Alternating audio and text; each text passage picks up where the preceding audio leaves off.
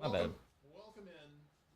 To the Meltdown. Happy to have you here with us on the Meltdown. A brand new trailer is released for Disney's Lion King prequel, Mufasa. Does it make director Barry Jenkins look like a kingmaker, or does it look like it royally sucks? We will discuss. Tyler and I are headed out today to see the 45th anniversary theatrical re-release of 1979's Alien, and we're pretty excited about it. Speaking of the box office, Zendaya continues to have a big 2024 with yet another #1 movie this year, as two of her career hits are currently sitting in the top 10 in North America. But how big of a win was Challengers this weekend? All of this and more coming up right here on The Meltdown, presented by MyBookie and broadcasting live from the Culver studio. Two big boys in a tiny studio, teaching you and me about everything they know to make sound. A meltdown, it's the meltdown, time for the meltdown, coming for the meltdown, let's start the show.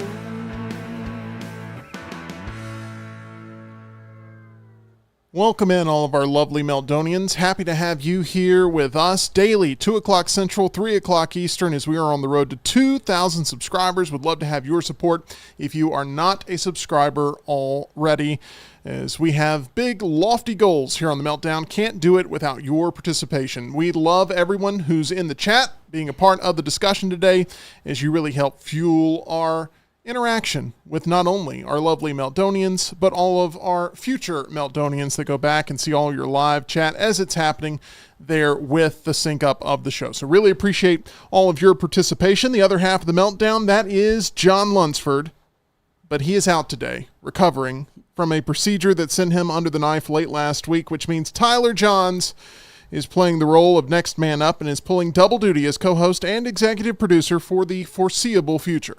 Yep. Tyler, thank you for being here. Your commitment to the show is unparalleled. Oh, no problem, Tim. You know I'm always happy to help, whether it's filling in here or driving an hour to see a movie about Sasquatches. That is true. You did accomplish that feat where you got a chance to see. It would have probably been easier to just go somewhere nearby and see actual Sasquatches than to go all the way over to Tuscaloosa and have to see them. You know, there was somebody in my old neighborhood that was a Sasquatch hunter.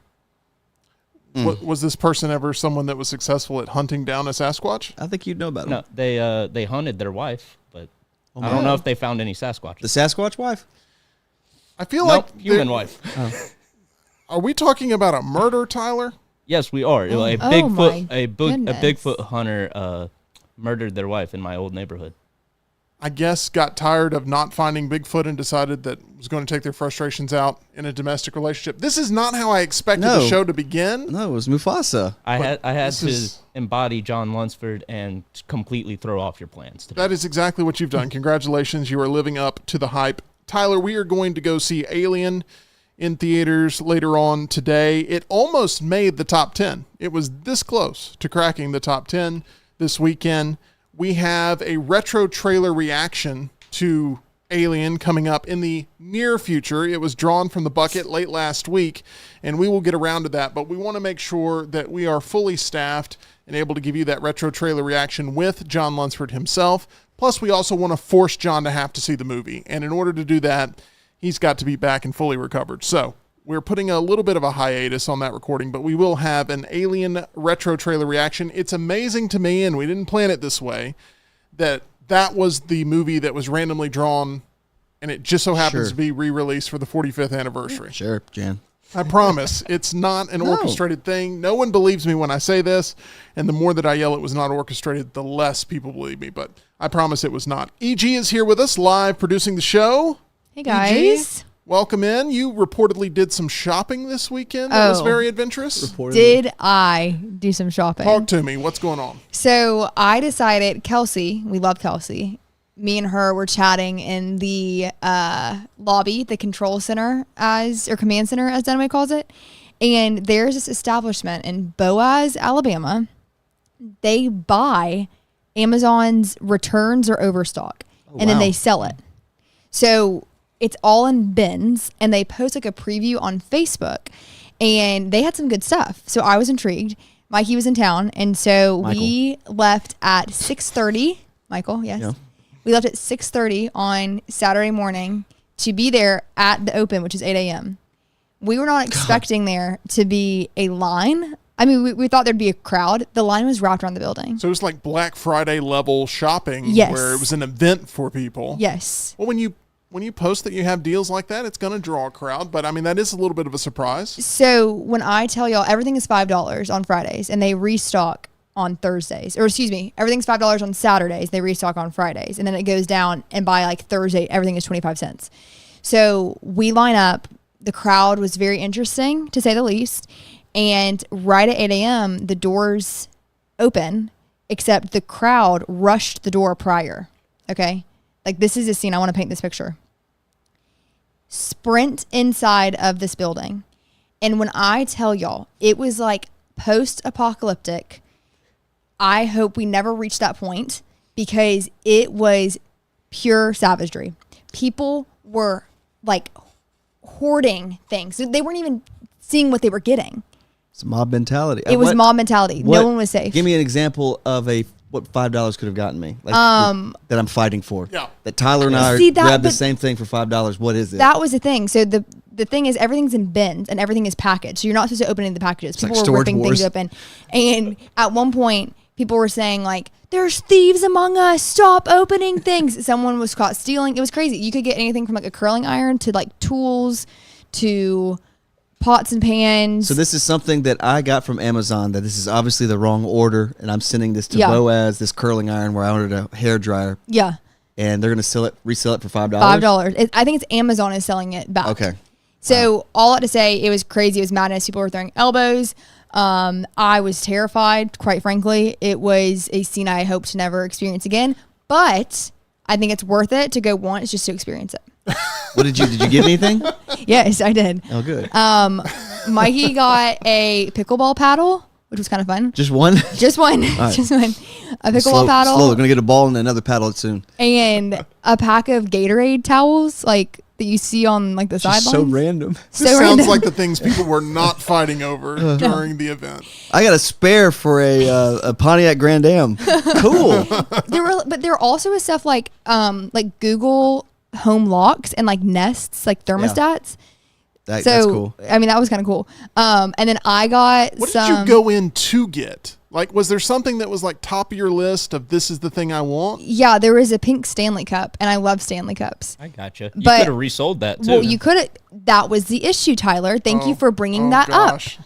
There were a ton of resellers. So people are just like grabbing all this stuff, not even looking at what it is, and they're literally on the floor of this place, like posting and listing it before they even buy it. Like on the floor, posting, I can sell this for $34.95. Okay, let's list it for $40. It was crazy. Yeah. I also walked away with this.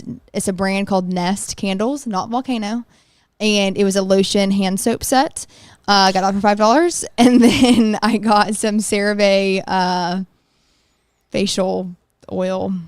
Love CeraVe facial Okay. oil. It was. I mean, So it really, what I hear from all of this is it really wasn't worth the hassle of going and You made participating. it sound like the opening of the Hunger Games when It they was. all rushed the cornucopia, was. and you came out with a pickleball paddle. it was quite literally the Hunger Games, and then we went to Unclaimed Baggage because we were like already in the mood to find a steal, and that was Okay. cool.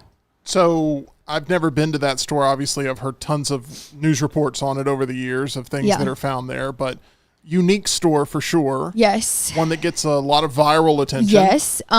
So my mom actually, we called her after the experience in Boaz, and I was like, "You'll never guess what just happened." She'd heard about those places, and she was like, "I want to test my luck too." And I was like, "Well, I just barely survived. Like, I got elbowed." And so then she was like, "There's this place in Huntsville, near Huntsville, that they buy unclaimed baggage and they resell it, and it's this whole production." And so we were only like an hour away, like going in that direction. And so we were thinking, we're never going to do this again, so we might as well just keep going. It was a beautiful drive. It was actually where we adopted my golden retriever back home. Oh my in the gosh. same place. I know. So it was meant to be. Unclaimed baggage. I know. And then we went there, and that was like the juxtaposition of the first place to that place was astronomical. It was clean. There was a coffee shop inside of the establishment. There was a museum, and it was really cool. But it was very overwhelming. Like you would need a weekend to like fully sort through things. E.G., I'm just glad you're alive. Thank you. Thank you for being here. Thank you. 'Cause it Thank sounds you. like It was taxing. sounds like it was very emotionally draining. It was, but it was a great experience nonetheless. Well, good. I'm glad you're physically able to participate in the show today, Yes. even after being elbowed, and we appreciate you muscling through that. Of course. I've got more on some physical activity that you've participated in foosball. I Oh want to my know, goodness. later on in the show today. Yes. We got to get back around Okay. to whether or not you were successful in your foosball venture. He never against forgets, by the Mikey. way. I never forget. No. Never forget a conversation. Rocky, Hey, welcome back into the show. Good, You had thank a you. little family getaway this past weekend, didn't we you? did a lot. We Talk went to me. We went to Chord Turn 2 on Thursday. Happy birthday, Cord. He's not listening. I don't let him listen to the show. We went Friday to the Barber Sports race to see race cars. He calls them Hot Wheels. We watched some Hot Wheels for a second, and then we had to get on the road and go to Chattanooga. Got to Chattanooga, went to bed late, woke up, went to breakfast, went on a hiking trail where he refused to hold hands and refused to be held, and he wanted to be on his own. He ran, and he face planted, got a little dirt in his mouth. He's okay, no blood. Any tears with that episode? Oh, of course. But Okay. then he learned, I showed him how to throw little pebbles into this little creek, and that was like he got a Nintendo 64. Like he was Oh, my gosh. every pebble. So then we went to a Thomas the Train thing, which was a little oversold. It was a real Thomas the Train front car, whatever the hell you call the front car, but the rest was just a regular old train. You sit inside, and they had Thomas the Train music playing, but there's no decorations, and you just sit in a chair, and they take the train for about 10 minutes through the forest or the woods, and then it stops, and it backs up and does the same path again, and then that's the end of the train ride, and he fell asleep in it. He was doing some very loud and smelly things with his body. Then we went to a friend's house to go eat dinner that I went to high school with, ate dinner with him and his family. Sunday we got up, had breakfast, and then we went to the aquarium where he got to see shark. Sensory overload. And he loved it, and then put him in the car, passed out. 85% of the drive home, he was out. That's So a good ride. in It my was a opinion. great, being in a hotel room with a toddler and a king bed is not the most ideal thing, but we got through it. He's not the best sleeper. He sleeps, we sleep as an uppercase H, and he is the, Do you find that after becoming a parent, it has become tougher to become a respectable adult in certain situations? Like, I'm talking about when you don't have your child with you, assimilating back into adult culture. Do you always find yourself in parent mode? Is that something that you can I switch do- on and off easily? well, here's my problem. I am hypersensitive and hyper aware of things. Is a thing called misophonia. Weird sounds get you, but like when I play, there's certain places that I'll play a gig, and it'll be like a family restaurant, and kids are running around, and I find myself I'm on by this window, and there's a gutter right here, or a pipe, and this little 3-year-old is stepping on it and jumping up and down, and I'm playing, hey, don't do that. Hey, you're gonna hurt yourself. And they look at me, and then another kid's over here wrestling another kid. All the parents are just drinking and having fun, and like my hyper awareness is like, she is about to fall. Yeah. And this one is tackling this one, and this one's running around. He's gonna hit my mic, and sometimes they hit the boom stand and like cry. And it's just that's my hyper awareness. Where like I'm totally aware of what this person's doing, that it engulfs me. So Vegas is a nightmare for me because everything is so overstimulating to me. But that's how I've always been. I am medicated for it. But just like that kind of thing, like if I don't have a pen, if I notice that Tim does this, Yeah. but you don't know you're doing it, but it's like, and if I tell Tyler, just watch Tim, he's going to do this the whole show. And like, you don't notice you're doing it, or you tap your foot. Like, that's what I'm focused on. We had a guest, I tell this story all the time. We had a guest on the Old Jock Show that was a Vietnam veteran. And he came in to talk about a charity thing. He was telling war stories, and he was one of the most interesting storytellers. I was hyper focused on him, but he had an empty water bottle. And when he was talking, this is not exaggeration. That's horrible. And I'm going like, I'm super interested, but this guy, like, why don't you know you're doing that? How do you not know that you're doing that? And that's the kind of stuff that it would drive me mad that people would do. So when you say in parent mode, I'm always on. It's really uncomfortable. That's why it's hard for me to get to sleep because I can't turn it off. It sounds uncomfortable, but it also sounds highly effective as a parent to be able to see any sort of that's roadblocks or threats that may be down the road. It's good and bad. Like it's a blessing and a curse that's what helps me with music because I'm hyper focused on finding what this guy sounds like or what this guy how he inflects his doing impressions or stuff like that. It helps because it's just I'm so focused on it and I want to. But then it's like I can't turn it off. It's a faucet that won't go off. That I'm at the dinner table and like you are scratching the plate with your fork so much. How do you not know you're doing that?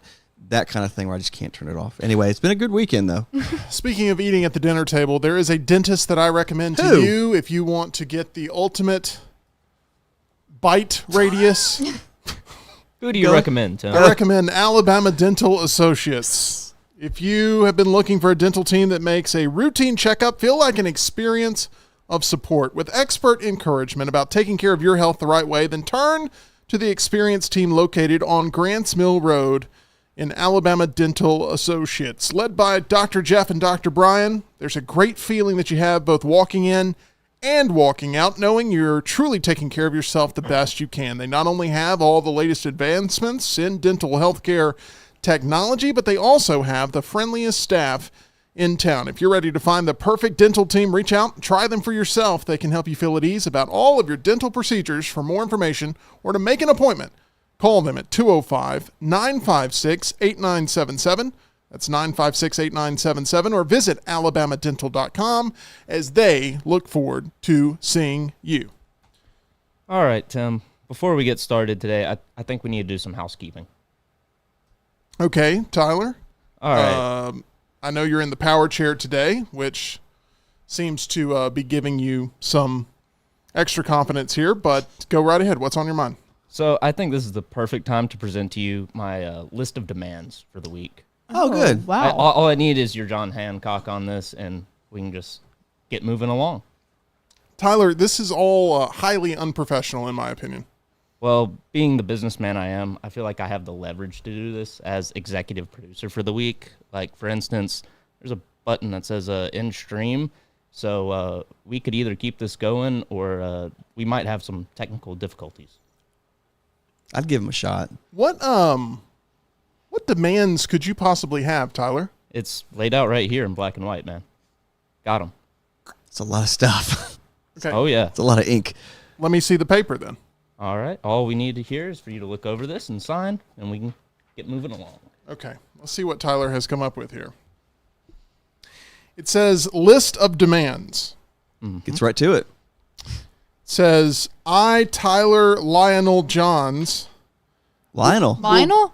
Lionel. Wow. Tyler Lionel Johns. I, Tyler Lionel Johns, will be given the respect level typically afforded to John Lunsford and will be giving a full, not half spilled, chocolate, fresh frozen custard shake, and a large order of onion rings from Culver's upon completion of my duties. Okay. Seems fair. Can't leave out the large onion rings. Yeah, who gets to deliver that, though? Does this certain person get a second chance? I think so. I Okay. think so. Oof. Number 2, one of the duties that will be filled by me this week will be a childhood dream of mine that I wish to see achieved. I will provide the skin and bones of LUNCE-LESS List, and it will be required that we all call it the LUNCE-LESS List. Well, it seems like he's Fair. already taken initiative over there on the. That is true. How did we miss that? E.g., let's see. What's happened? Has the board been defaced already? Wow. You guys say defaced. I say improved. No. But The prompt Whatever. of today's list has been included in the fine print below, as the horror genre will finally be given its fair due following John trashing The Thing last week on our retro trailer reaction series. Any opportunity used to squander my opportunity of providing the much desired detailed insight that has been at times lacking in the standard LUNCE's list will result in the removal of my contractual requirements, while also honoring my direct payment of additional requests, some of which remain listed below. Some of which. Wow. This sounds. It's not all of them. It's just some of them. Oh, there's a whole. Look at this whole thing. There's a whole list of. How demands. long we doing the show today? Well, buckle up, because here we go. At the beginning of each show that I am elevated in, I shall be referred to as the respectable Tyler Johns as a proper introduction. I'm gonna go with Lionel. I'll take Lionel. Yeah. Any failure to label me as such will create a voided list of show responsibilities while also honoring my direct payment of additional requests, some of which remain listed below. Further and therefore, I wish to have access to an entire shelf of your mini fridge. Any failure to store cold brews of my choice will create a voided list of show responsibilities while also honoring my direct payment of additional requests, some of which remain listed below. I do have a mini fridge here in the studios. You very rarely ever see it on camera, but you're demanding that you take an entire shelf of my mini fridge. I need a place for my brewskis. Yeah. Okay. My brewskis. I additionally, and notwithstanding under circumstances unknown, want the Dune popcorn bucket cleaned, shined, and sanitized thoroughly by an industry professional. Yeah, y'all got that on the ground right now. Industry professional. You know, Yes, show it a some respect. professional cleaner. It does look a little musty and dusty. Not just cleaned, it needs to be sanitized. Any failure to deeply polish said bucket will create a voided list of show responsibilities while also honoring my direct payment of additional requests, some of which remain listed below. How long does this go on for? Until it's done. That's a good point. This is the most important request during my time of professional turbulence due to the absence of John Timothy Lunsford, and will be the most immediately resolved upon signature of this officially notarized legal document recognized in Notarized. probate court by my counsel. Rocky can Yeah. notarize this. You're a notary, Rocky? I am. No way. I am a notary. I wish to officially be given another chance to rightfully make an appearance as a competitor in Meltdown Triple Threat Trivia Boo. for the week of April 29th in an effort to furthermore achieve excellence by competing in another number one contendership match where I will be given the full opportunity of success against competitors Brian Pavlik and Reed Taylor this Wednesday on the 1st of May. The 1st of May. Upon my successful bout, I wish to use my title shot the following week against Mark Spud Friedman, 2 shots. and then after Wow. achieving both feats, Well, this is assuming I win the first Okay. one. Confident. this is you're going to get some backlash. You sure you want me to read this? Read Go it. for it. After achieving both feats, I want a formal apology from fellow competitor EG for the disrespectful tone that has been expressed No. at me due to not No. only her unresounding results and the arrogance that she Who has has a championship? instilled in her, but in the face of fear of what I'm able to accomplish as a fiercely regarded competitor that deserves to be acknowledged as the best to ever played the game. No. I don't meet those demands. These are the terms and conditions governing the use of my services and the agreement that operates between you and the respectable Tyler Johns. These terms and conditions set out the rights and obligations of all users regarding the use of the service. Your access to and use of the service is conditioned on your acceptance of and compliance with these terms and conditions. These terms and conditions apply to all visitors, users, and others who access or use the service. By accessing or using the service, you agree to be bound by these terms and conditions. If you disagree with any parts of these terms and conditions, then you may not access the service. What do I do? I will not partake. Well, you don't have to sign this. I'm the commissioner of the Meltdown Triple Threat Trivia, and Yeah, it just but if you requires my sign, she has signature. to go along with it. And if I don't sign, you're going to knock us off air until John Lunsford comes back. I'm not going to say that. That'd be sabotage. But No, we that's not what we're might doing at all. run into some technical difficulties. We might. I don't know what else to do, EG. Namely, I feel like this is OBS just blackmail. closing and the whole stream going I don't know down. what else to do. He's got me in a tough spot here. I don't know if I sign this document. You know what I would do? Sleep on it. Go to a movie with him tonight. See how that goes. Afterwards, kind of like review that said movie. And if y'all have a good, I guess, kind of camaraderie, kind of a good chemistry, I'd let him in tomorrow. So, Okay. just something to think about. Okay, well, with Lunsford not being here, I'm putting pen to paper, Tyler. You're getting all of your wishes here. Oh, I'm wow. so sorry. Oh my goodness. There we go. Damn, can I do some of these? Can Yeah. I do one of these? I You don't have any leverage. Rocky, should we make an alliance? Yeah. And make some formal statements? Yeah. Demands, excuse me. Those cameras aren't going to punch themselves. She'll Yeah. just put Yeah, it- that's true. EG's going to just leave it on the Lunce's list shot. all right, it's signed. There you go. Not fair. All right, there we go. This All right. is anarchy. Tyler Let's is get the getting show an started. official triple threat trivia match on Wednesday, even after having lost last week. I mean, Yeah, what I mean, what I'm confused. what puts you ahead of someone like, Ush from getting a rematch instead of you? Well, all right. Even though I didn't win last week, I still sent Luntz to the hospital, and Ush, we don't know where he is. We haven't seen him since. He's ran away. So you're the one responsible for hospitalizing Lunsford after your performance last Is this week. being That's recorded? right. Can we That's put that right. on tape? I Is think- that a confession? I hope we're still going out Dude. over the air right now because this is the Lionel gauntlet has been laid Unleashed. down. Lionel Unleashed. All right, Tyler, that better be the last of your demands. But What is the chat saying about this? I think they're liking the fired up version of Lionel the King here. But that's what Lionel we're The the saying. King, I Lionel like that King. too. That ties in. Brian Pavlik, who is competing on Wednesday, said, "Bring it, Lionel." And John Lunsford said, "I'd tell Lionel to hit the bricks and I'll run it from home." Ooh.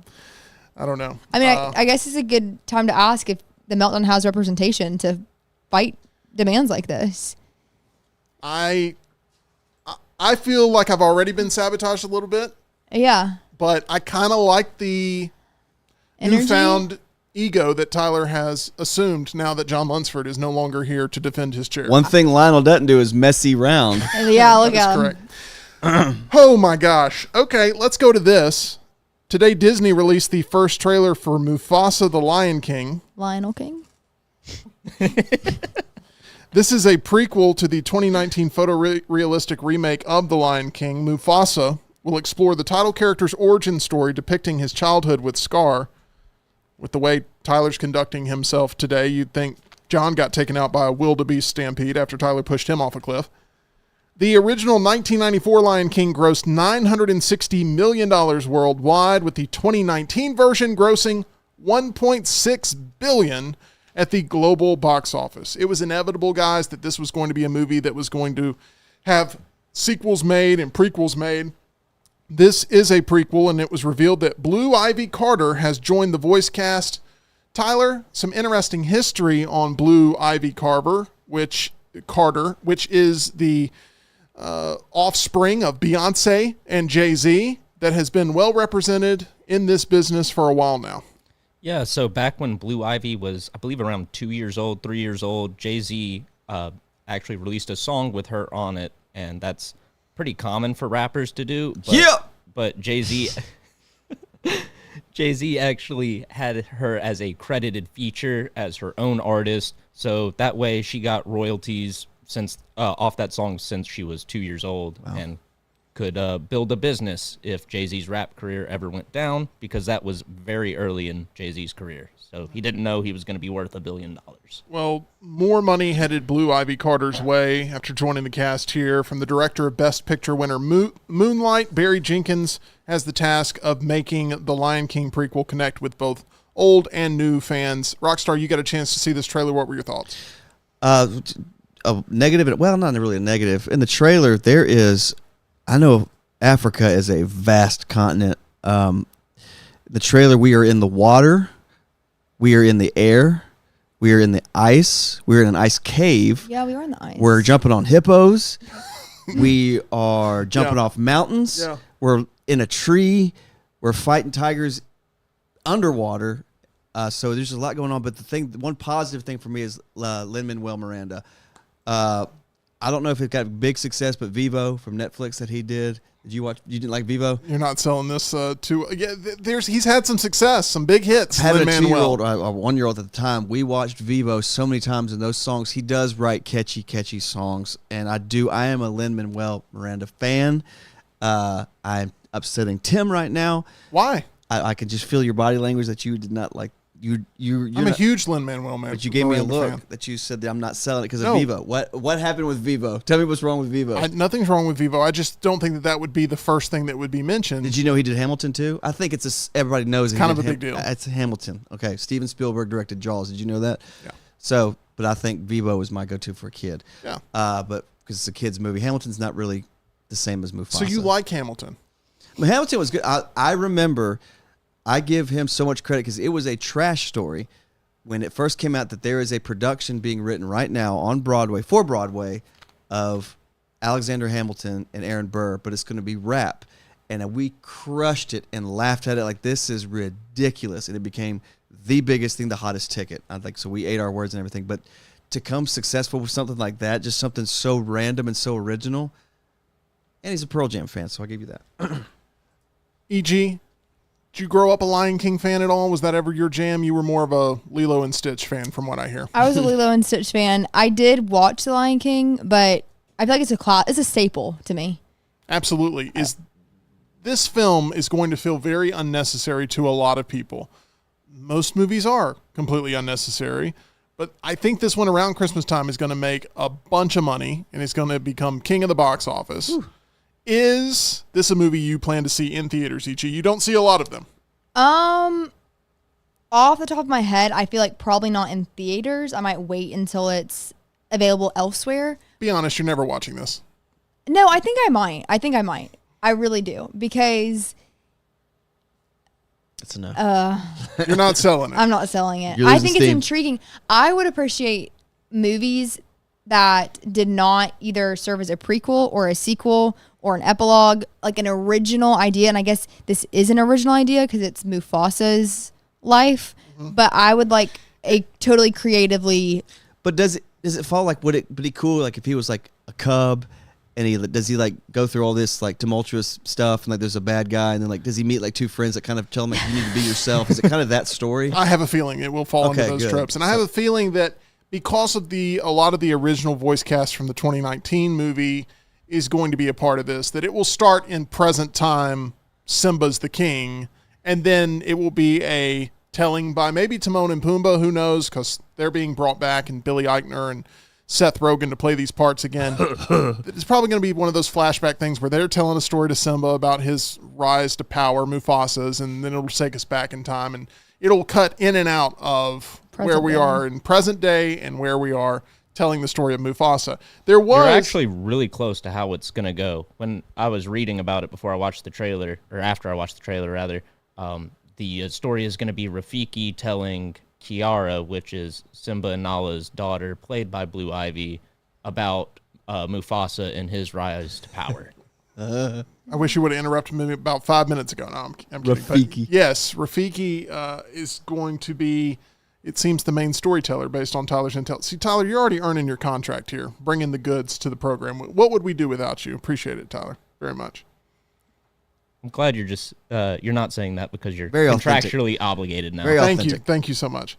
Let's see here. We have Nick who says they're not going to be going off of Lion King canon. The original said he came from the royal bloodline, and this one says he was just an orphan. I've seen that same complaint cropping up on social media ever since the trailer dropped today. There's a chance in the movie that it's presented in a different way, but it seems like maybe Scar comes from the royal bloodline and they kind of take Mufasa in and then he's sort of adopted into the royal bloodline. And I don't know. It's getting deep here. Yeah, you can kind of see that in Lion King. Like, I don't think they're true brothers or whatever. Yeah. So we will see how it ends up working out in December. Disney has a bunch of movies right now that they need to be hits with audiences in the theater. Inside Out 2 is one of those movies that we see dropped in June. Deadpool and Wolverine is one of those movies that we see dropped in July. The Lion King Mufasa, or Mufasa the Lion King, I should say, is going to be one of those big movies that needs to hit this year for Disney that's coming out in December. The animation for me, in 2019, there was a lot of people hated on the animation, thought that it looked too lifeless and it took a lot of the joy because they tried to get it so photorealistic to actual animals that you would see in some sort of nature documentary. It worked for me. I didn't have a problem with it. I thought The Lion King was one of the better Disney remakes that have been done to live action, even though it is pretty much all CGI. What, like basically shot for shot? Almost? It was not shot for shot. It was everything in this movie is digitally created. Yeah. Like there's nothing in this movie that is real. And when you start to, when the weight of that hits you, that everything you're seeing on screen is fake, That's unsettling. basically. It's unsettling for you. Yes. For me, it's impressive that they're able to build a world like this. And it looks even better now with the passage of time and more technology being developed to get this right. And with a star-studded voice cast, this thing has all the possibility to find a pulse at the box office in December. Do you feel like the CGI characters can be as expressive or at least expressive enough to get the proper emotions across? I feel like they've improved that from the 2019 movie to this, just based on what I've seen in the trailer. It looks like maybe they took some of that feedback that's been pretty harsh about these being lifeless creatures and giving them a little bit more energy here in this one. I'm excited about Lin-Manuel Miranda doing the music for this. I do not believe he's behind the music of Moana 2, which is interesting. Moana 2 is coming out? Yeah. I did not know that. I love but that was an original idea, and I appreciate that. That's a sequel, though. So what do you well, think? no, but Moana. no. I'm saying It's a like sequel to an original Well, The idea. Lion King Moana was was. original idea, too. no. I was Okay. talking about how Moana itself was an original idea. It was. I think over Moana 2, I think it ended perfectly. Give me something new.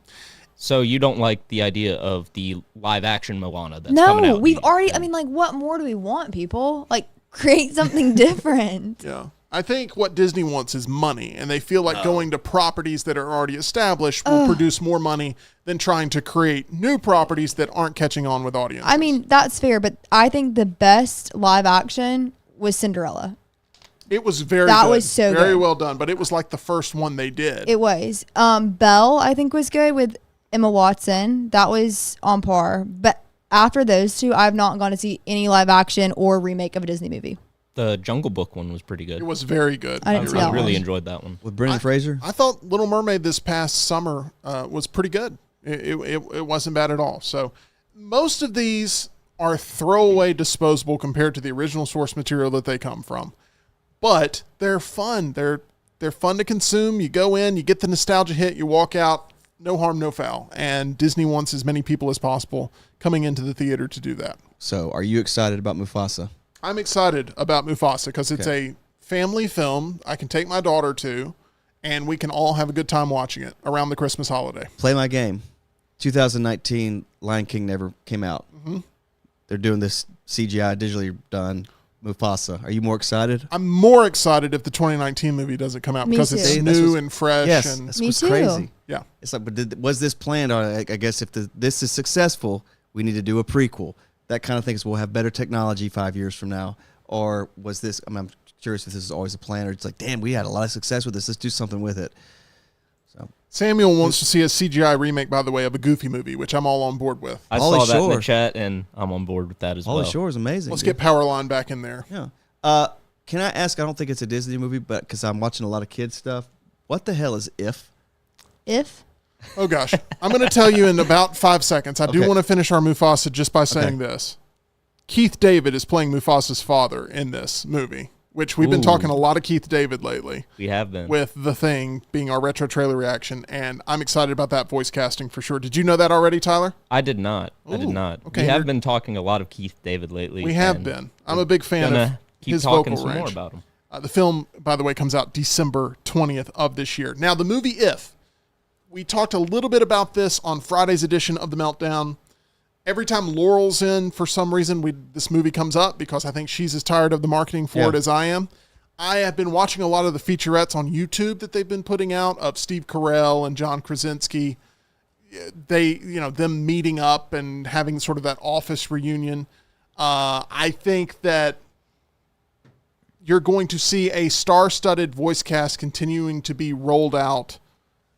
I'm not sure it's going to get people to the theater, though. No, but what is it? Like, what? Give me the premise. This is the a movie, kid's imaginary friend? a kid's group of imaginary friends that need to be enlisted for some sort of special event. That's all I got from the trailer. What about you, Tyler? You know anything else about the actual storyline here?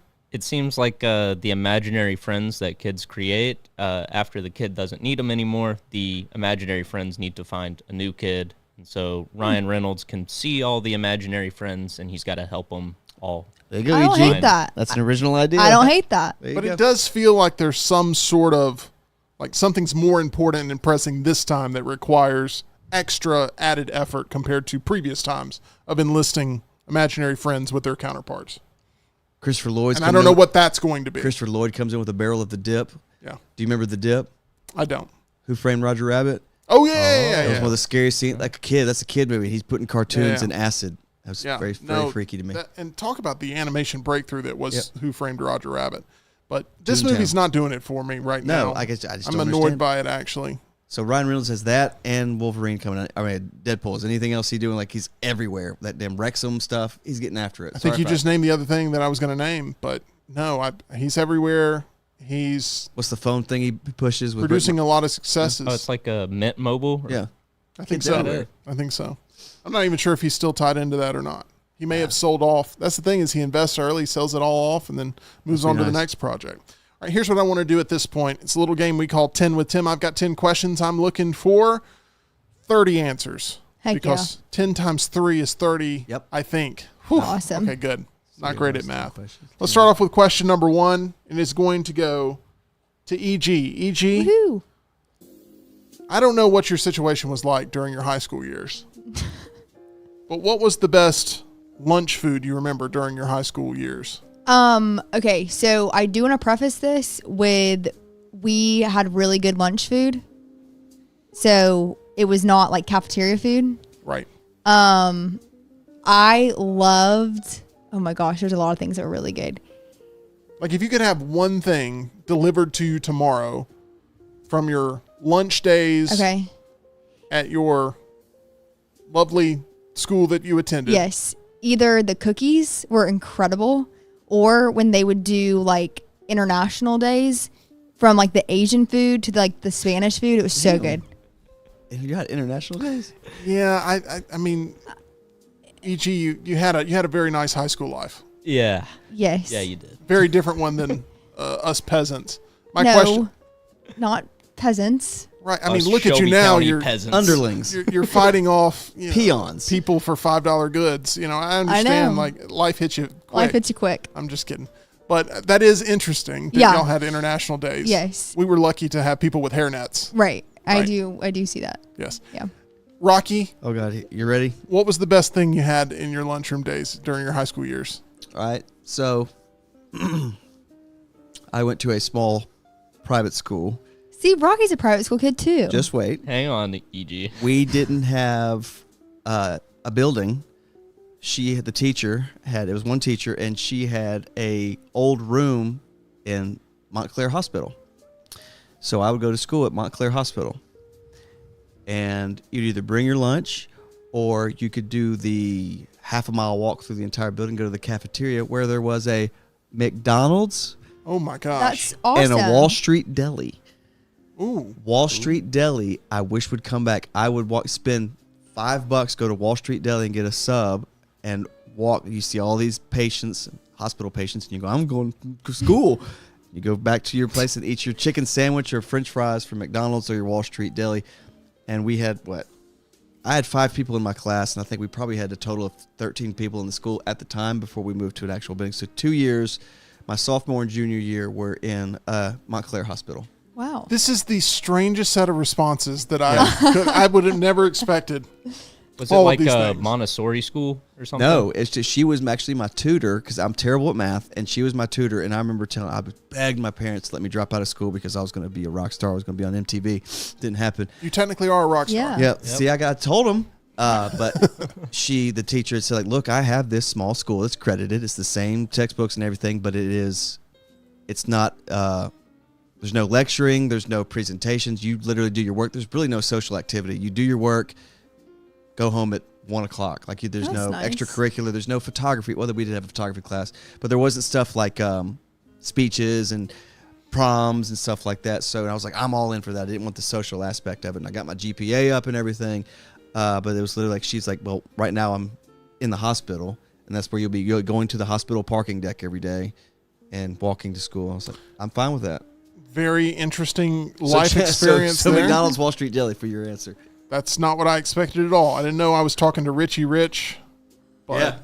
here we are. Yeah. I believe, didn't Richie Rich have like a McDonald's put in his home? Never Yes. saw it. Macaulay Culkin. He did. He That's did. that's what I'm imagining here. This is a hospital McDonald's, by the way. It's like an airport Chick-fil-A. Tyler, favorite thing you had during your lunchroom days of high school, Uh, other than a knuckle sandwich? Hey-o. I'm sorry, contractually, I'm not allowed to say that. yeah, The respectable Tyler Johns with his answer. Jeff's got a good answer with square pizza. Square cheese pizza is always great, but my favorite is something we brought up on the next round: Italian dunkers. Oh, I was not like- expecting that. What is an Italian dunker? It's like a fried mozzarella stick almost, except it's not breaded. It's like a baked mozzarella stick, and you get a Okay. little side of marinara sauce. Okay. Never had that. And they serve this at schools. I should have let you go first because I feel like we've all been trumped by these two and their answers. But Yeah, there's not a story behind mine. anybody remember the Crispitos? Anybody? Oh, Crispitos. Those are good. I forgot about those. Come on now. In That's- contention now for your answer? Oh, yeah. Easily. Okay, we'll have to do some Crispitos sometime. We'll just go to some random school and ask for some Crispitos. Does that sound good? That'll go Oh, over yeah. well. And thing is, look, you we won't keep I it would- going. Strange men. I would get kicked out. Tyler, they'd be like, get back to class, young man. That's what they would say to him. So even John got in the chat just to say Crispitos were the GOAT when I was in school. What is a Crispito? It's like a taquito, but stuffed with meat and cheese. Do you know what a taquito is? Yes, I know It's what like a a taquito mosquito, is. whatever you called it. Well, I mean, I think that's important to know what a Crispito is. If he I doesn't, don't understand the difference between a Crispito and a taquito, though. they're spelled Pretty much differently. nothing. Okay. That's our first question. Let's move on to number 2. If you opened up your closet one day, Tyler, and the world of Narnia was featured on the other side, would you step further into that direction? Yeah. Why You not? would? Yeah. You I'd open give- up your closet, it's snowing, and there's a lion roaring at you. You're going closer to it? I want to get some of those Turkish delights the witch had. Those looked so good. Not served in your lunchroom for Not served in the lunchroom. No. for lunch. E.g., Narnia. Are you heading in that direction if your closet opens up? Yeah, probably. You guys are adventurous. Rockstar, come on. We're heading in the opposite direction, right? We got too No, much I'm to not live going for. there. I was thinking, what if it was the 11/22/63 diner closet where you fall down to 1963? No, you fall into 1961, I believe. It's a good twist. And I don't know if I'd do that either and you have a way back, but just fearing that portal's going to close and that I'm stuck in 1961 for the rest of my life. But Narnia, no, that's a little too much for me. Make sure you grab yourself a winter coat on the way It's true. through the door. E.g., I'm going to take a little bit of a risk here. Oh, gosh. This is an entertainment question that requires you to have done a little homework that I did not assign you. Ooh, that's going to be off. What, in your opinion, is the best song done by AC/DC? Back in Black. Look at that. There you go. Nailed it. Yep. Boom. Yep. That was my brother's favorite song. So we listened to it quite frequently. Would you like to give a shout out to your brother and thank Yeah. him? Shout out Jake McWhorter, accountant. There we go. Love that that's in there at the end. I assume his middle name's not Lionel. No, it's Jacob Gregory McWhorter. Got it. Rockstar, favorite AC/DC song, or actually the question is, what is the best AC/DC song? Maybe the same answer for both questions. I don't know. Best intro is Thunderstruck. Oh, that is a good one. Best song, I would say Highway to Hell. You don't think it's been a little overdone? I mean, You don't think Thunderstruck's been overdone? I don't think Thunderstruck has been overdone to the way Highway to Hell has been overdone. Because you've seen people like Bruce Springsteen covered it, which is like, what? With Tom Morello playing guitar, where are we? But I'll think that. But Brian Johnson is speaking now. We're on Bon Scott and Brian Johnson. Brian Johnson's best song, I don't know. God, for those about to rock, School of Rock. I don't know. I love Shoot to Thrill. Yeah, That's Love good. shooting Big Thrill. Gun one. from what's it called? Last Action Hero. Yes. Tyler, your chance to get on the board here. Anything we have not named that you love, or do you back up somebody else's sentiments? I'll back up Rocky with best intro being Thunderstruck. But as far as best song, I always like the Long Way to the Top. Yeah. Barry, you could go with what? 10 different answers here, and they all Yeah. make Because sense. they've been together for best? the 70s. Like they pumping out music. So, next question. Rockstar, you're out on a dinner date in a city you've never been to, and there's a musician nearby. Would you rather them be playing a saxophone or a violin? That is a unique question. Thank you. Are they good at both? They are good at both. Violin. Ooh. You're on a dinner date. It's just you and Nancy out there on She the has town. to be there? she has to be there. This Okay. isn't a chance for you to just sleep at the table. God, that's a tough one because they're unique in different ways. Which one do you think she would enjoy more if you were on the Saxophones newlywed is the game? the romantic like 80s like Michael Bolton stuff. So I would go violin because violins could be so pretty. So could saxophone could be so relaxing, but violin. Violin is the final answer there. Violin or saxophone on a hot date out on the town, Tyler? I'm going saxophone. You want him to like really get into the saxophone, or do you want it to be a light, cool jazz saxophone? Oh, just something light, like Careless Whisper. like the like Careless Whisper, I guess, or like something like we've got going on in the background, but a saxophone jazz. version. Smooth jazz. Smooth jazz. E.g., Violin or It saxophone? depends on what city I'm in. Coleman. So Wow. Like, That's an interesting way to approach this. if I my mind went to Italy for some You're in a reason. city you've never been to. Yeah, so like Rome. It's International Day at school, and y'all are doing Germany. If I'm in Italy, I want violin. I just feel like that feels right. But if I'm like in like New York or New Orleans or something like that, I want saxophone.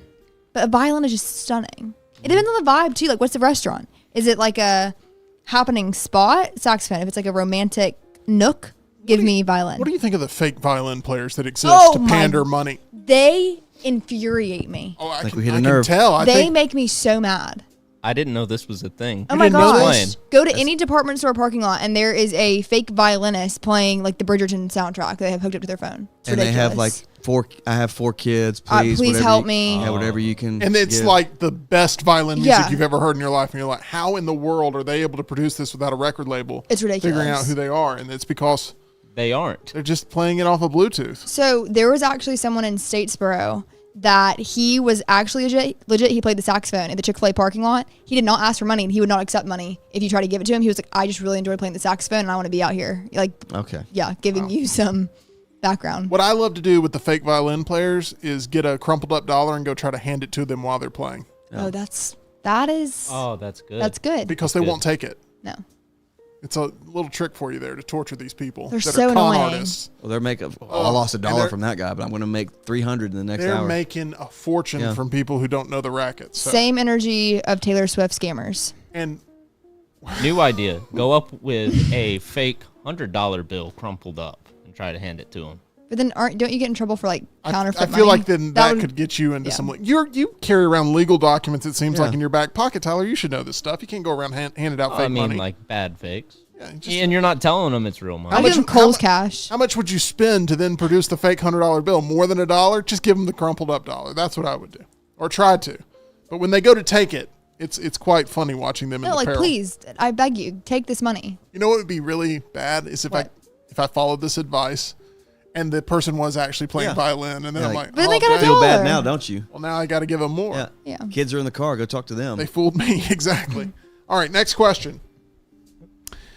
Tyler, are gummy bears more overrated or more underrated? I'm going to say underrated because I think more people go for like the sour worms these days. You like a good gummy bear? I can go with a good gummy bear, a good pineapple gummy bear. Rockstar gummy bears, more overrated or underrated? I love them. I would say underrated. The now thing these gummies is all, but everything's gummy now. Everything. But gummy bears are great. Gummy worms are a little too much. Gummy bears are just right. There's some review on Amazon of these sugar-free gummy bears that They don't make them anymore. Oh, they're so They funny. don't make them anymore. You remember the reviews that I'm Yes. talking Yes. about? They My Send dad people- fell victim to them. Yeah, they don't make them anymore. You can't find because most people use it as a diuretic because you could just it would hit you immediately. People do like the sugar-free gummy bear challenge where like how long can I last before I have to go?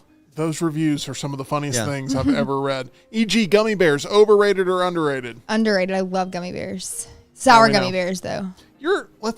Let's peel back the curtain. You like anything You're candy. a candy holic. I'm a candy holic, not a chocoholic, but candy. Anything Sour candy. fruit flavored candy, sour candy. Specifically sour candy and Nerds gummy clusters. Yeah. I'm just always impressed that you always have the goods Always. of those with the nerds and Nerds, everything. Sour Patch Kids. It's become part of your. lore, if you will. It has been part of your character description. E.g., do you feel like you've ever fallen victim of being stuck in a tourist trap? Is that something that has happened to you? Yes. I would say Venice, Italy is a tourist trap. Not much to do. Super crowded. Could have gone without it. Now we know. No. I don't think I can't remember unless Thomas the Train's a tourist attraction. I feel like this is one great thing about the internet is it has yeah. weeded out a lot of Yeah. the tourist traps of things you would hear about or things that were promoted on billboards that you didn't know about until you were driving down the road. You say that, but the methed up Charlie and the Willy Chocolate Wonka, Factory, yeah. Willy Wonka, they're bringing it here because it was such a disaster. It's turned into The Room. I heard about that. Now they're going to bring it here because like it's so bad that people want to go. I want to see how bad this thing is. It's what that's turning into. It's just crazy what you can make. Like hopefully it's just going to be like Morbius or something like that, where it's going to be. It's amazing. What's her name? Friday. Oh, Rebecca Black. Yeah, that kind of thing where she's like, I'm famous, but I didn't think it was going to be like through this. Tyler, have you ever fallen victim to a tourist trap in your life? So the only one I could think of is, do you know all the advertisements for like discount theme park tickets around Orlando? Yes. Yeah, I've sat in for one of those timeshare meetings. Oh, no. Wait, timeshare. So this is what happens. You go to places like Vegas or the beach or some place where there's a lot of tourists. Yeah. There will be people that approach you and go, hey, would you like free dinner and a show tonight on like the nicest place in town? And you're like, okay, yeah, I am interested in that. Okay, all you have to do is meet with our timeshare people, and you don't have to buy anything, so don't worry about that. Just at the end, we're going to give horrible. you dinner and a show, and it's on us. But you just have to participate and hear their meeting and their pitch. Well, the pitch lasts oftentimes an entire half day, or maybe sometimes even an entire day. Oh my So goodness. my parents drove us to the place because they had instead of like dinner and a show, Right. it was 30% off of Universal tickets or whatever, right? It's not bad. It's not bad. And we're told like the meeting's only an hour or whatever. So thinking we only lose an hour of theme park time, but we've got our tickets already and we can just waltz right in. No. This was a 3-hour Oh, yeah. like Oh timeshare my meeting. gosh. And then you got to go get to the park. Right. That's horrible. Yeah. Awful. It's Terrible. never worth the time to take any of these meetings. And then No. if they actually convince you to sign on the dotted line like Tyler did to me, which I don't even know what I signed away in terms of Exactly. my rights, then you're on the hook for even worse situations. So watch out for all of those. Okay. If it sounds too good to be true, it probably It is. is. I promise it is. E.g. Taylor Swift drama coming back. Yes. Next question. What do you feel like, Rockstar, is the best piece of advice that you can give for delivering a good speech? Someone wants to deliver a good speech. You give them one piece of advice on how to nail it. What are you going for? What kind of speech does it matter? You're gonna, if it's a, Let's say it's a persuasive speech. what I'm saying, if it's like a wedding speech, don't say things like, I wrote stuff down, but I'm not gonna go by my notes, Oh, I or hate because that. everybody says that. I've played a lot of rehearsal the people I don't know, wedding rehearsals, and dads always come up like, I wrote this whole thing down, but I'm just gonna wing it, and Because they think that earns them favor from the audience if yeah, it's but not like, as this guy's polished. so good. My God, he just did off the cuff. But that kind of thing where you're acting like this is not rehearsed. I'm just speaking. I didn't do this in front of a mirror yesterday. I'm trying to think of what enthralls me as a witness of a speech is just, it's hard to maintain a momentum to start here, and then you start slowly losing people's interest. Like if you're telling a story that's so interesting to you, and then like halfway through it, you're like, okay, Tyler's looking away. He does Are you not. talking about our experience He's- at Vestavia? Yes, he's. I can tell that I'm losing this half. This girl's on her phone where you can just like, and you start losing confidence. Like, all right, just wrap it up. Just be quick. And so speeches are so hard. People think they can do. I'm not afraid of them, but I don't think I'm good at them. So I don't have a perfect advice for it. Just watch The Great Dictator with Charlie Chaplin. That's an amazing speech. Tyler, Last Great Dictator. have you, I assume, taken speech courses in college and have mastered the art of speech, and you have some advice to share with the masses? I don't know if I'd go that far, but I've had to sit through some speech classes. I don't really have any advice. Let me try and think of something. Take your time. Just sort of stick to your notes, I guess, if it's a kind of speech where you have notes. Don't try to tangent off too much, because once you do that, then you end up on some idea that had nothing to do with what you were originally trying to talk about, and also might not make any sense. Great answer, Tyler. Pull that rabbit out of the hat. E.g., what is your best piece of advice for people giving speeches? I would say find common ground with your audience. So humanize yourself a little bit, especially if it's a persuasive speech. Make them feel like you're on their level. And I feel like that goes miles. So I feel like that's kind of the contradictory to what Tyler said, because I feel like in the moment, like finding common ground is really important.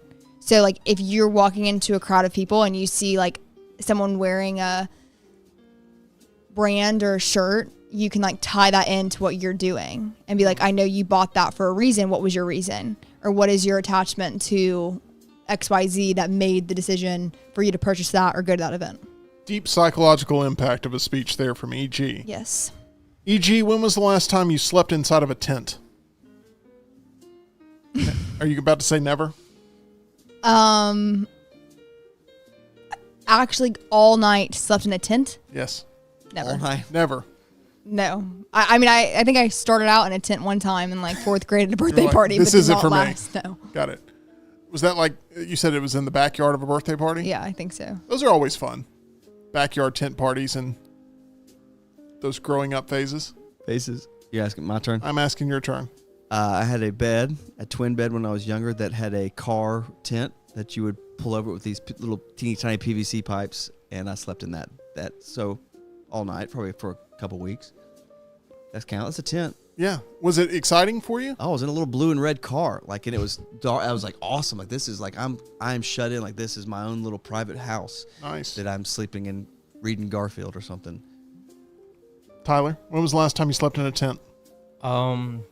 Probably when I was in like Cub Scouts as like 7 years old. I went on one camping trip. What skills did you learn from the Cub Scouts that you can still do today? Anything? Can you start a fire with your Nothing. bare hands? Nope. What if I give you a couple of sticks and some flint Nope. and a rock? No? Nope. And a match. Now we're talking. So you're not the outdoorsy type is what I'm hearing? No, I didn't mind the camping, but there were like meetings every week where you did like Timeshare camping. you did like arts and crafts and Yeah. stuff at the meetings every week. And I've never been an arts and crafts person. Never liked to draw, paint, or any of that. Okay. Didn't work out for you. Didn't work your way up the ladder too far. No, not at all. Tyler, name a TV show that you really enjoyed binging at some point in your life. Really enjoyed binging. I think Sons of Anarchy is made to be binge watched because everything just flows right into each episode just flows right into the next one, and it's so cheesy that you don't take it so seriously, and you think, oh, I need to take a breather and like digest everything I saw, but it's serious enough where it's engaging and you want to continue the whole thing. I think a lot of people enjoy that movie, and I'm really looking forward to The Bike Riders, which feels Oh, like yeah. spiritually of the same sort of vein. EG, same question to you. What is a television show that you enjoyed binging? I have a Anything? few, yeah. Burn Notice back in the day. Okay. Love that show. In college, we all binged Bridgerton. Yes. That was good. Yes. Season 3 is coming out very soon. I didn't make it past season 1. Oh, I know. so you didn't technically But I binge liked, it, I guess. I liked the first season. Whenever it was, like, I think it was all of season 1 we enjoyed. Oh. And, shoot. Okay, this one, I can't think of the name of it. It's on Netflix. Velma from Scooby-Doo is in it. And the premise is Dead to Me. Dead to Me. Have y'all seen that? No. Oh my goodness. Binge worthy. Okay. Yes. Pretty much anything that has a tie into Scooby-Doo, EG's I all don't about. mean for that to happen. Velma from Scooby-Doo. I think it's is called in- Dead to Me. It's Well, good. you'll get to tie in Rocky. Scooby-Doo later on. A With my television list. series you loved binging. I was a season and a half or 2 seasons behind Breaking Bad, and I don't know where. I think it was on Netflix when it first came out, and I remember trying it, and I tried so hard because the coughing that Walter does really got to me. Like, I was like, I can't. If he does this the whole series, I'm out because he coughs so bad. And then I remember it was during Thanksgiving. We were off. I was at Jocks. We were off for like 2 days or something like that. And I remember I binged probably 13 episodes. Like, I just kept. It was me by myself in my apartment. I was just nonstop. Like 3 a.m. Like, I got nothing tomorrow. I'm gonna go ahead and do another one. It was awesome. That was the life, right? It was. Now it's gone. That's it. Now I can't. Paw Patrol. Last question here. We've made it through all 10. 30 answers for your enjoyment watching at home or wherever you may be watching.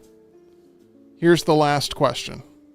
EG, Okay. if you were set to write a lengthy screenplay or book, and you were going to be put up in isolation during the time of writing this, to where you would have no contact with the outside world, what part of the world would you want to be stuck in for 2 months? Where would you choose to be placed? I would be writing a book for sure. I'm going to let you go out 1 day a week, but the rest of the time you're writing. Depending on the book, either the beach, because I could sit on a balcony and watch, like I could be outside, but I'm still in the house kind of thing. Technically that Feel is correct. free. That wouldn't be distracting at all for you to write in that environment? No, I would like on a deck somewhere with like the ocean in front of me on a Yeah. private little strip of beach. That'd be really nice. Okay. So I'd pretty much lock down there. Okay. Rockstar? Mountains, snow-capped mountains, or something like with a lake or something in front of you, something that still body water. Just a view. Just don't bring Nancy and Cord with you, because it I have turns to into be The Shining isolated, at you that said, point. when they're listening to the violin player in Venice. Tyler, you get to end this thing with what part of the world are you going to live in isolation while you write your book or screenplay? Either what Rocky said, some snow-capped mountains with a lake in front of it, or out in Japan, because if I can't communicate with anybody, Yeah. what better place than somewhere where I can't speak the language, but I can just enjoy all the scenery. Perfect answer. Guys, give yourself a round of applause. That was excellent. 10 with Tim. Good conversation there. We learned a lot about each other, I think. We all went Me through too. something together, and I am forever changed for it. Want to talk about the weekend box office a little bit. The Associated Press confirms that tennis drama Challengers, which we, and by we I mean me and Tyler and John, all highly recommend. It won the box office this weekend with $15 million in ticket sales, according to studio estimates. Zendaya and castmates Mike Feist and Josh O'Connor have been on a press tour to get the word out about the film, which opened in over 3,400 locations in the U.S. and Canada. Kevin Wilson, who heads theatrical distribution for Amazon Studios and MGM, said, quote, "We're obviously very, very happy with the number. Looking at the audience who showed up, it's really encouraging. It's not the easiest audience to get to theaters." Women made up 58% of ticket buyers. They also skewed younger overall. 41% of those were between the ages of 18 and 24. This was a film that was aimed towards young people, and it got to number one. I would have liked to have seen it get to around $20 million with the push it's gotten and the lack of competition in which it's facing, but 15 is definitely a solid start here for Challengers. Word of mouth on it seems to be pretty decent. The critic reviews seems to be pretty decent on this. Ticket sales from large format screens, including IMAX, made up about 40% of the opening weekend grosses. According to Post-Track exit poll reported by Deadline, 55% of audiences said that they went to the film because of Zendaya being in this film. In fact, this weekend, Zendaya movies accounted for around 26% of the overall box office, with the re-release of Dune Part 2 in IMAX, which made nearly $2 million. You've seen Challengers. You've seen Dune Part 2 a lot of times here, Tyler. Zendaya's having a heck of a year as you give your thumbs up to both of those films. Oh, yeah, those are my two favorite movies of the year so far. They They're both fantastic. Both been quality films. I enjoyed Challengers personally more. It's currently sitting as my favorite movie of the year. E.g., is Challengers a movie that is aimed towards your demographic to go out and see? Is it a film that you have thought about going out to the theater to watch? Yes, it has been thought about from me to go see it. And after I said last week that I'd never seen any advertising for it, guess what all my advertising was Challengers. this weekend? The Challengers. So it intrigues me. I like the, I've seen some behind the scenes of Zendaya's stunt double, and that was really intriguing. Just like the mechanics of her having to like learn how to play tennis essentially. And so I also think that the fashion I'll be intrigued by. So yeah, I think I actually go see it. Okay. It's an original movie. It We know is. that that's E.G.'s I like that. gotta have originality. Rockstar, do you know anything about this movie, Challengers? Yes, I know. I don't think I'd go to see it in the theaters, and I don't think I would stream it if I saw it on Netflix. But I think if it was like on YouTube TV, like on TBS, I'd be like, I'm gonna give this a shot. It's weird how like it's one of those movies where I'm not gonna. I kind of want to start that from the beginning. It's going to be on Amazon Prime eventually, and it's going to have, as we've discussed, a second life there, and a lot of people are going to find it there for the very first time. And this is a movie that got delayed from 2023 to 2024 due to the writer's strike and the actor's strike. and being able to promote the film was really important because Zendaya has such a huge social media following. Let's go on to second place, which went to faith-based film Unsung Hero. It made an estimated $7.8 million from over 2,800 locations. The Lionsgate film was made for only $6 million and scored a rare A+ cinema score. It has a 100% audience score on Rotten Tomatoes at the time of this.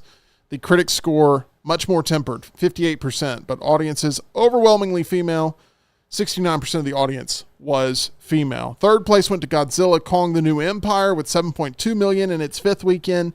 In fourth place dropped last week's number one Civil War, which added $7 million in its third weekend, bringing its domestic total to $56.2 million. That was a movie that took $50 million to make. Rounding out the top five was the horror movie Abigail, which I've tried to not think anything further about after having seen it, Tyler. Thanks for bringing it back up. Sorry, I apologize. This week, the summer movie season officially kicks off with the Ryan Gosling and Emily Blunt action comedy, The Fall Guy. We are going to go see it midweek, and we will have a review for you later this week. If you want to see our review of Challengers, we have a spoiler-filled review up for you up on the channel. If you want our non-spoiler review, we talked about Challengers a lot late last week, but almost coming in the top 10 was the Alien 45th anniversary re-release.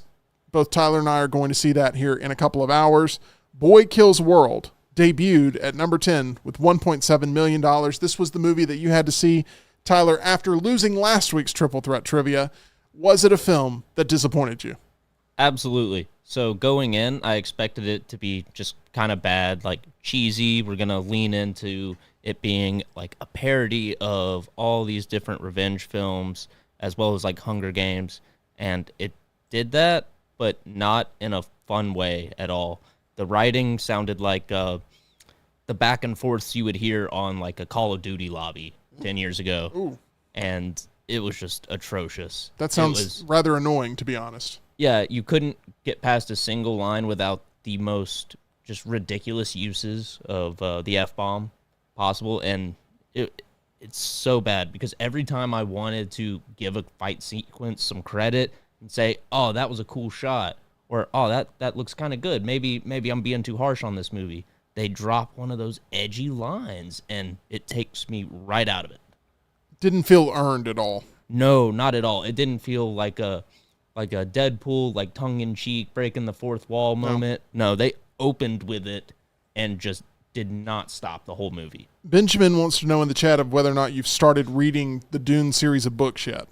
I have not, and when I start, I'll probably just read the first one since I want to wait on Dune Messiah being brought to film before I read the book. I do wonder how faithfully adapted that book will be because from what I've heard, it gets kind of wacky, and I think that they've got a hot property in Dune, and they have a chance to right some of the wrongs maybe that were there narratively, but will the fan base turn against them if they decide to make further decisions that alter from the path that has been laid out by the books? We will have to see. But Tyler, you've seen Dune Part 2 5 times in the theater? 5 times or 6 times? 5 times, I think. Lost count. I have lost count. It's good we lose count. Once again, a part of his contract is the Dune popcorn bucket has to be cleaned thoroughly. Who's that a good job for in the office? Who do you think would be willing to help out with that? Dunaway will do it. You think Dunaway will do it? Totally. We'll make He that did happen. ask me if there was anything he could do for the Meltdown today. That's very kind. Jim stepping up. And I'll tell you this, he didn't hand me some contract that I had to sign, being forced. Maybe I should have just turned to Dunaway to produce today's show instead of Well, there's always tomorrow. Tyler bullying me the way he does. But, you know, Tyler got what he wanted. It's actually a smart business move, and I actually give him a lot of credit for it. Look, we all have goals in life. Tyler achieved his today. Mine, a little bit more of a long-term goal, is Way to Wellness partners with each patient to develop a treatment plan tailored to their individual needs, focusing on weight loss and reducing the health risks associated with obesity. I have been excited to be on my weight loss journey. After going in for my consultation a few months ago, I'm feeling better than ever. Getting more fit as the active summer months approach. I believe we all look for ways to get more out of our day, and when you're following a plan that allows you to be a better consumer and make better decisions, you in turn become a producer of better results. Leslie and her board-certified team have taught me how to go about reaching my goals the right way, and they're there to answer my questions and hold me accountable along the way. Learn more about Way to Wellness at aplanforme.com. Right now it's time to shift to something that I'm contractually obligated to talk about. With John still out recovering from his wounds today, we have a new type of list to feature for the very first time. So saddle up and get prepared for Tyler. I mean, the respectable Tyler Lionel Johns. His personal picks on the first ever edition of a LUNCE-LESS list. That's what There we go. Let's start, Lionel.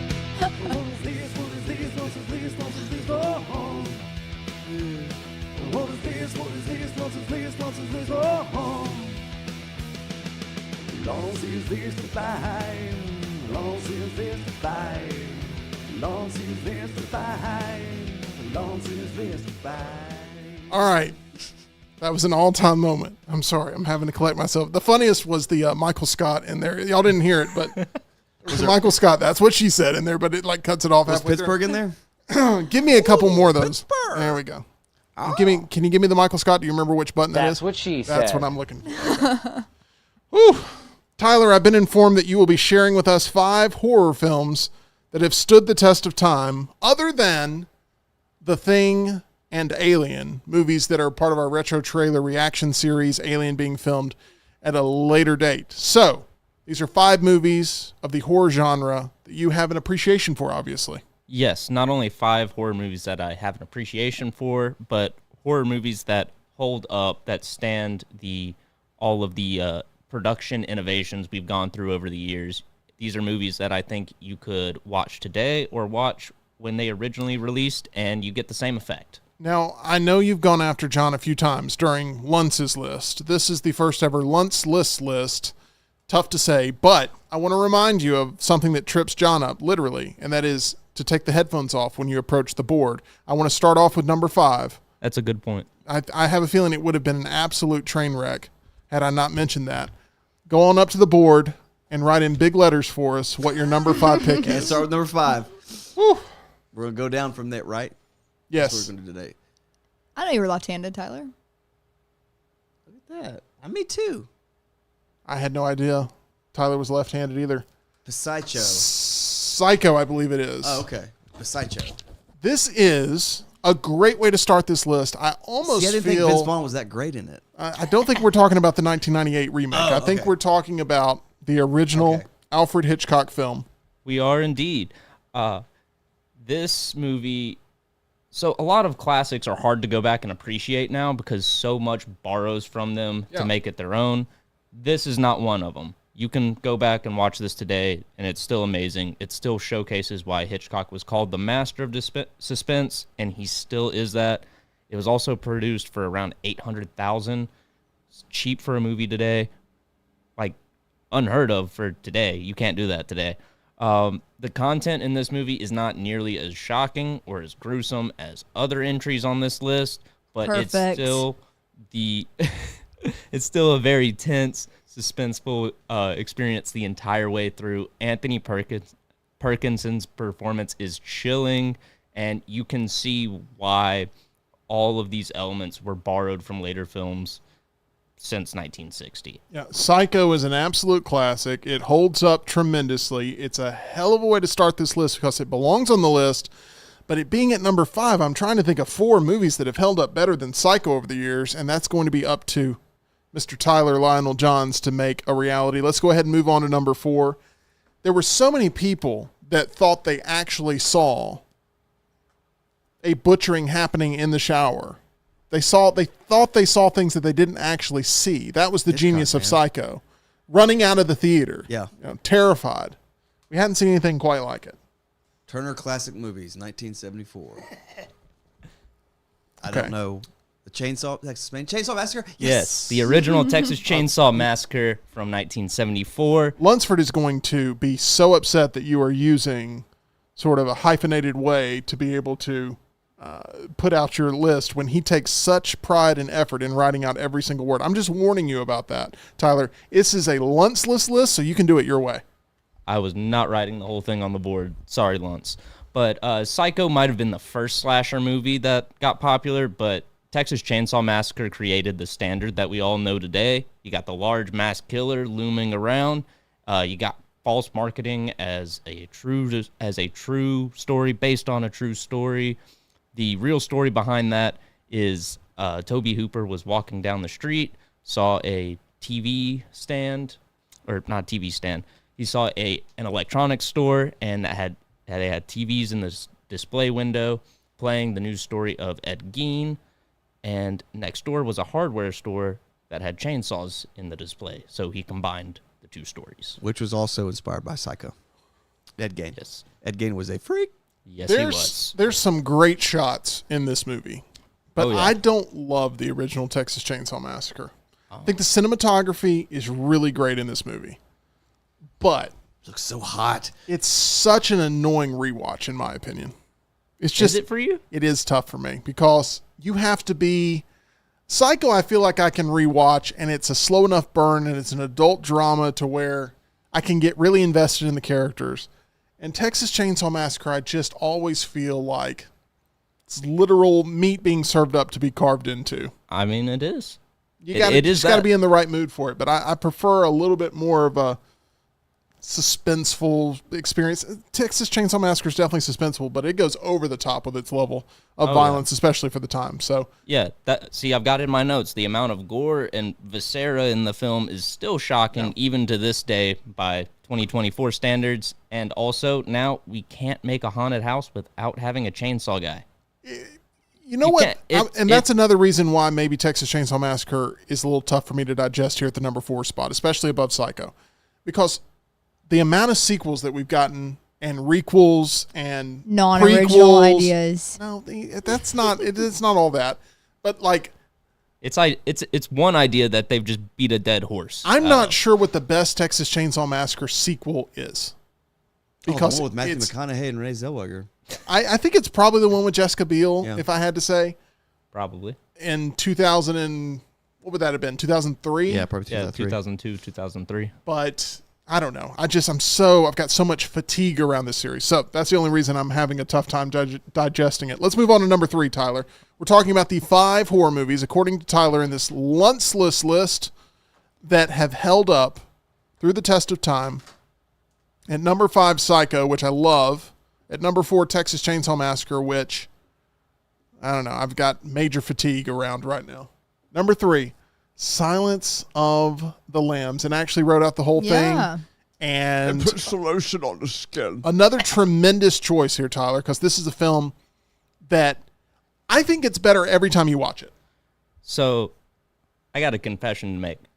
This almost didn't make the list. And then Wow. it jumped 2 spots up to number 3. That's impressive. Yes. So when I was compiling the list, I had this on there originally, and then I took it off because I thought, this is kind of closer to a thriller than a horror. It's a horror Psychological movie. thriller. It's a horror movie.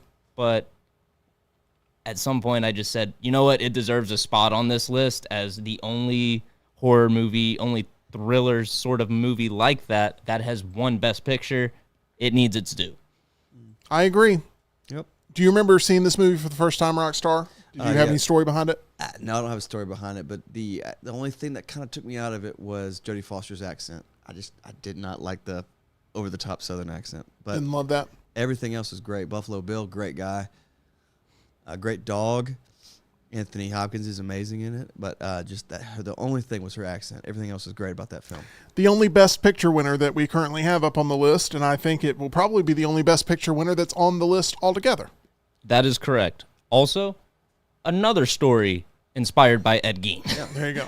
It sounds like He's an inspirational guy. it. is. Let's go to number 2 on this LUNCE-LESS list and see where you're headed. This one might get a little controversial. Okay. Controversial here, huh? Purple. Is that blue or purple? Why is Scream. this controversial, Tyler? Because I've got it above Psycho and Silence of the Lambs. Scream is an absolute classic and All right. definitely holds up. The 1996 edition of Scream. Yeah. Now, if you'd said Scream 3, we would have had a fight. But Scream, absolutely, it holds up. Yeah. All right. So I've got it as revolutionizing the slasher genre. Can't speak today. while also making fun of it. And everybody's on their absolute A game for this. It is stacked.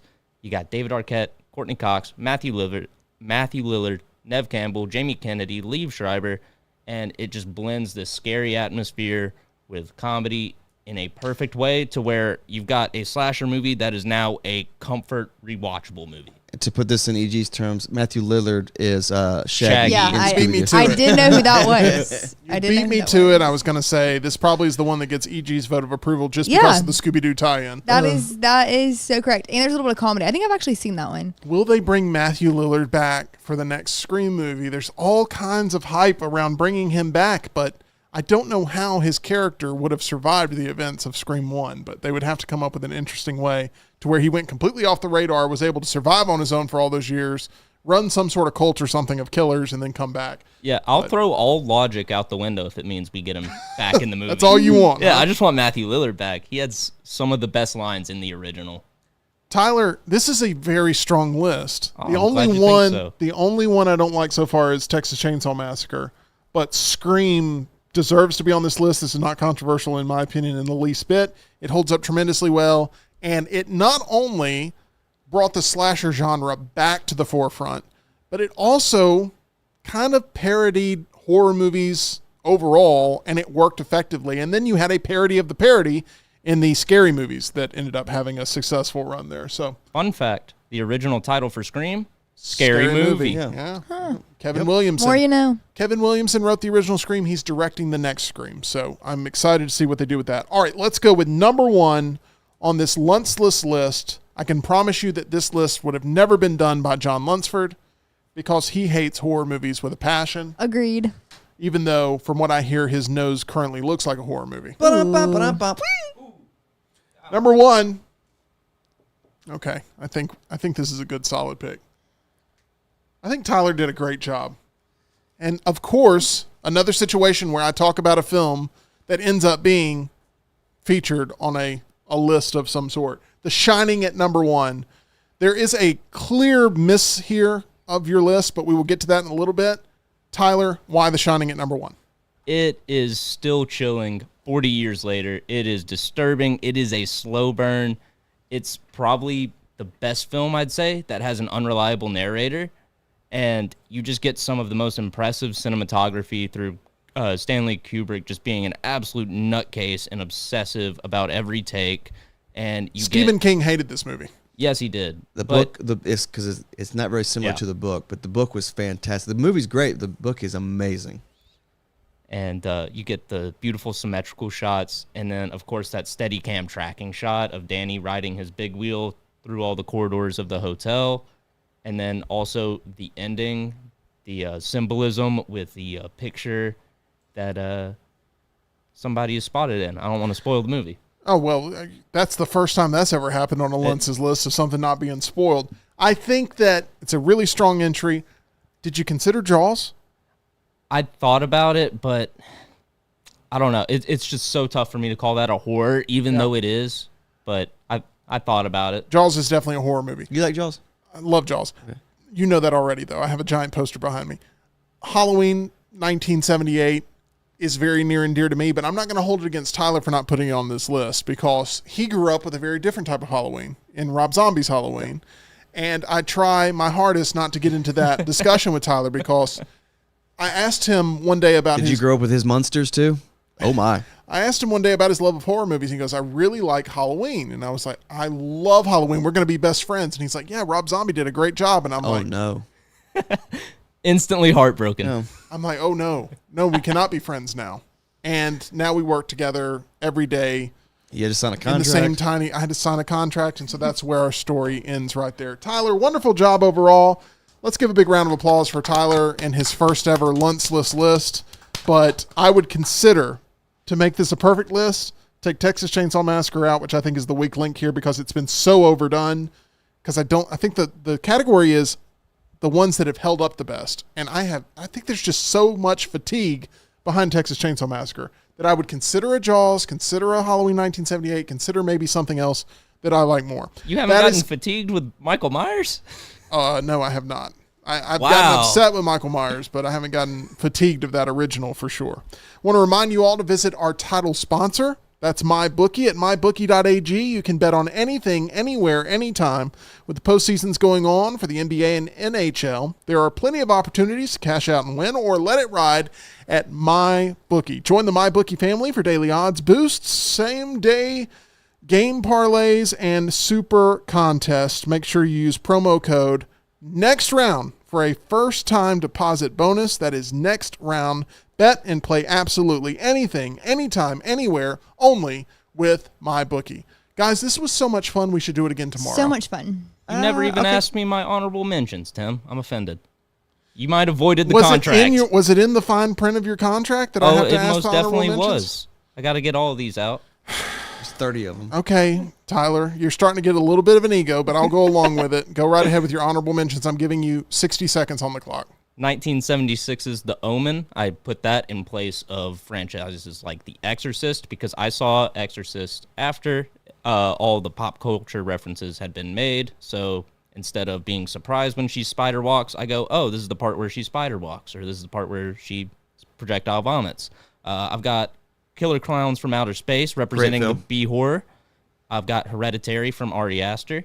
And I've also got Talk to Me from A24, directed by the Rocka Rocka guys. Okay. You got a good from Tim. Yeah. Should have just probably stopped at the list there, Tyler. We'll see how much our relationship strengthens over the next 24 hours. We'll be back again for another edition of The Meltdown. Make sure you're here for us. It's all leading into what is going to be, I can't miss, Meltdown Triple Threat Trivia Contest on Wednesday between Brian Pavlik, Reed Taylor, and yes, the respectable Tyler Lionel Johns. He's had really big comeuppance in this episode of The Meltdown, and I can't wait to see what he does with his ego the rest of the week. We'll be here to recount it all. Appreciate you liking and subscribing right here to The Meltdown.